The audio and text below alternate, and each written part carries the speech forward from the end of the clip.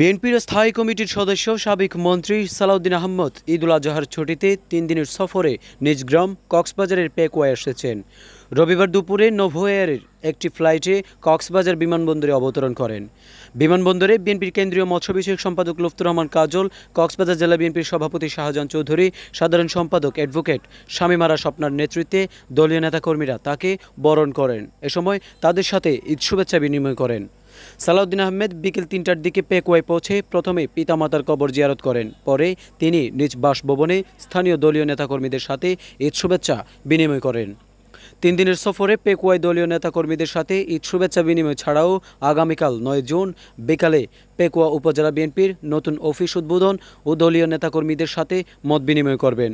তবে গণমাধ্যমে তিনি কোনো বক্তব্য দেননি। News desk, Cox morning.